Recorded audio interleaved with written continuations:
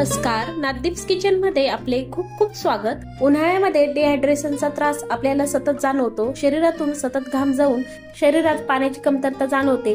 आहार तज्ञांच्या मते उन्हाळ्याच्या हंगामामध्ये आपण फळांचे ज्यूस, ताक तसंच कलिंगडाचा ज्यूस पिला पाहिजे, कारण कलिंगडामध्ये 90% पाणी असतं। तसंच त्यामध्ये व्हिटॅमिन सी आणि ए चं प्रमाणही भरपूर असतं। त्यामुळे शरीरामध्ये पाण्याची पातळी ते मेंटेन करतातच शरीराला थंडावा देतात, शरीराला पूर्ण दिवसभर एनर्जेटिक ठेवण्यासाठी ही मदत करतात।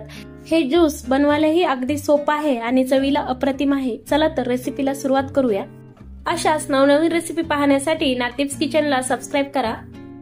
कलिंगडाचा ज्यूस बनवण्यासाठी इथे आपण एक मोठं कलिंगड घेतलं आहे, ते आपण चिरून घेत आहोत। कलिंगड जेव्हा आपण मार्केटमधून आणतो तेव्हा आपल्याला जर ते लगेच खायचं नसेल तर थोडा वेळ पाण्यात ठेवायचं, म्हणजे कलिंगड चांगलं राहतं।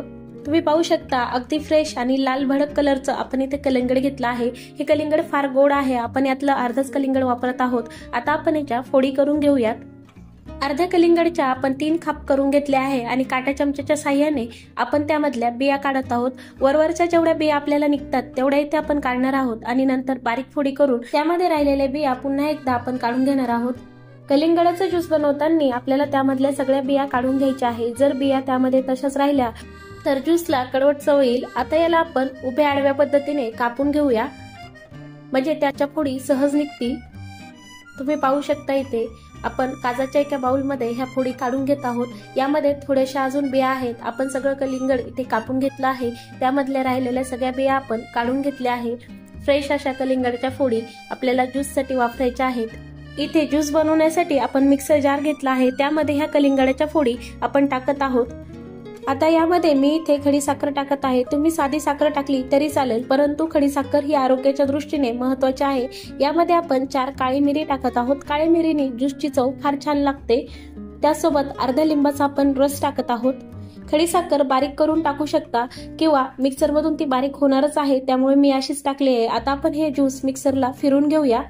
ज्यूस मिक्सर मधून काढताना यामध्ये आपण बर्फ किंवा पाणी यूज केलं नाही। कलिंगडामध्ये ऑलरेडी पाणी असतंच, त्यामुळे ज्यूस व्यवस्थित टिकतं, त्यामुळे आपण इथे पाणी यूज केलं नाही। तुम्ही बघू शकता इथे परफेक्ट ज्यूस तयार आहे। आपण लगेच ते सर्व करायला घेऊया। एका काचेच्या ग्लासमध्ये आपण थोडे आईस क्यूब टाकले आहेत, त्यावर आता आपण ज्यूस सर्व करत आहोत। आधी आपण 2 चमचे यामध्ये सब्जा टाकत आहोत। उन्हाळ्यामध्ये ज्यूसमध्ये आवर्जून सब्जा वापरावा, कारण तो शरीराला थंडावा देतो। यामध्ये आता आपण तयार केलेलं ज्यूस टाकलं आहे। हे ज्यूस मी गाळून घेतलं नाही, कारण आपण त्यामधल्या सगळ्या बिया आधीच काढल्या होत्या। त्यावर थोडंसं काळं मीठ टाकलं आहे। आता आपण दुसरा ग्लास आहे त्याच पद्धतीने सर्व करायला घेऊया। त्यामध्ये हे आईस क्यूब आणि आपण सब्जा टाकला आहे, त्यामध्ये सुद्धा आपण कलिंगडाचं ज्यूस टाकूया। दिसतंय ना एकदम मस्त, शरीराला रिफ्रेश करणारं, दिवसभर थंडावा देणारं आणि शरीरातली पाण्याची कमतरता पूर्ण करणारं असं हे कलिंगडाचं ज्यूस। तुम्ही हे ज्यूस नक्की करून पहा, तुम्हाला हे ज्यूस खात्रीशीर आवडेल। कलिंगड ज्यूसची रेसिपी कशी झाली हे कमेंट्स करून सांगायला विसरू नका। नाददीप्स किचनवर नवीन असाल तर नाददीप्स किचनला सबस्क्राइब करा, सोबतच बेल आयकॉनवर क्लिक करा। पुन्हा भेटूया नवीन रेसिपी सोबत। धन्यवाद।